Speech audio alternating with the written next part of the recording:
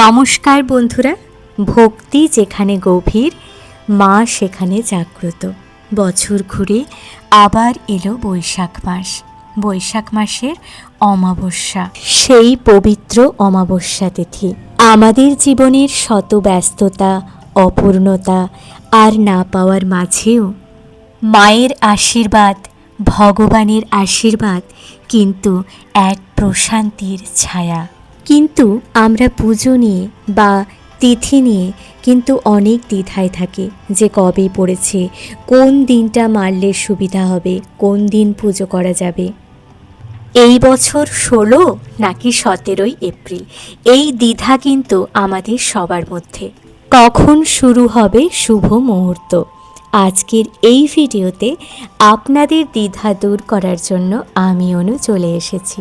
Video ভালো লাগলে অবশ্যই চ্যানেলটি সাবস্ক্রাইব করবেন এবং লাইক কমেন্ট করতে ভুলবেন না। চলুন তাহলে আলোচনা করি। আমরা জেনে নেব 2026 সালের বৈশাখী অমাবস্যা কবে পড়েছে। পঞ্জিকা অনুসারে সঠিক সময়সূচি, অমাবস্যা তিথি কখন শুরু ও কখন শেষ হচ্ছে, তার সঙ্গে আরও জেনে নেব পুজোর সঠিক সময় কখন থাকতে চলেছে, অর্থাৎ কখন পুজো করলে শুভ হবে, এবং জেনে নেব অমৃতযোগ, গঙ্গা স্নান ও দানের শুভ সময় কখন। এছাড়াও যারা বাড়িতে ঘরোয়াভাবে পুজো করতে চাইছেন তার জন্য থাকছে মা কালী পুজোর নিয়ম ও মন্ত্র। মা কালী পুজোর দিন কি করবেন, কি করবেন না, কি খাবেন, কি নিষেধ, সমস্তটাই জানবো আজকের এই ভিডিও থেকে। চলুন স্কিপ না করে পুরো ভিডিওটা দেখে নিন। প্রথমেই আমরা জেনে নেব ভক্তি ভরে মাকে কি নিবেদন করলে আমাদের ভাগ্য এবং জীবনের অন্ধকার দূর হতে পারে। প্রথমেই আছে রক্ত জবা ও সিঁদুর। অমাবস্যার দিন মায়ের চরণে রক্ত জবা ও লাল সিঁদুর অর্পণ করুন। ভক্তি ভরে প্রার্থনা করুন। তারপর মায়ের পায়ে লবঙ্গ ও কর্পূর নিবেদন করুন। এরপর সন্ধেবেলা বাড়ির সদর দরজার দুপাশে এবং তুলসী তলায় তেলের প্রদীপ অবশ্যই জ্বালান।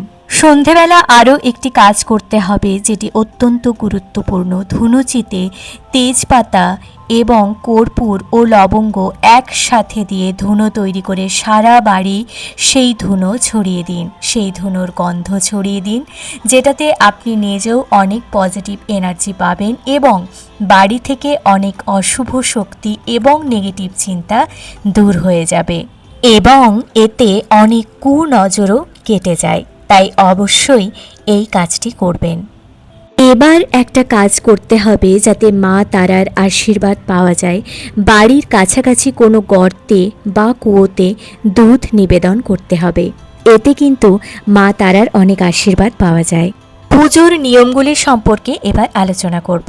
মাকে অবশ্যই লাল জবা ফুলের মালা পরাবেন। মায়ের পায়ে বা মূর্তিতে সিঁদুর নিবেদন করবেন। 5 রকমের মিষ্টি, 5 রকমের ফল, ক্ষীর নৈবেদ্য মায়ের থালায় অবশ্যই সাজিয়ে দেবেন। ভোগ নিবেদন করবেন এবং প্রদীপ, ধূপ ও ধুনো জ্বালিয়ে মায়ের আরতি করবেন। ভক্তি ভরে মায়ের এই মন্ত্রটি পাঠ করবেন। ওম কালী কালী মহাকালী কালীকুলো বাসিনী। মন্ত্রটি কিন্তু অবশ্যই জপ করবেন। পুজোর পরে গরিবদের সাধ্যমতো যে কোনো জিনিস দান করা কিন্তু অত্যন্ত শুভ বলে মনে করা হয়। এবার জেনে নেব পঞ্জিকা অনুসারে সময়সূচি। বৈশাখী অমাবস্যা তিথি শুরু হচ্ছে 2রা বৈশাখ 16 এপ্রিল বৃহস্পতিবার রাত্রি 7টা 4 থেকে এবং অমাবস্যা তিথি শেষ হচ্ছে 3রা বৈশাখ 17 এপ্রিল শুক্রবার বিকেল 5টা 23। অমাবস্যার নিশি পালন থাকছে 2রা বৈশাখ 16 এপ্রিল বৃহস্পতিবার।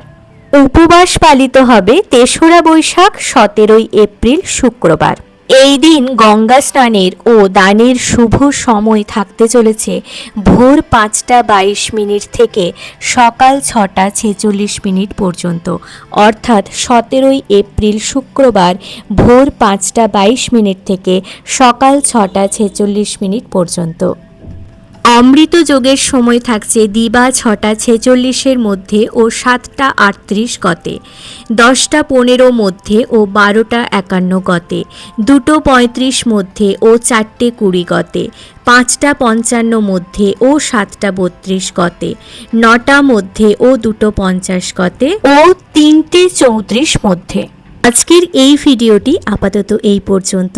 যদি আপনাদের কোনো উপকারে আসে এই ভিডিওটি, তাহলে এরকম আরও ভিডিও পেতে অবশ্যই চ্যানেলটি সাবস্ক্রাইব করুন। টাটা, আবার দেখা হবে। টাটা।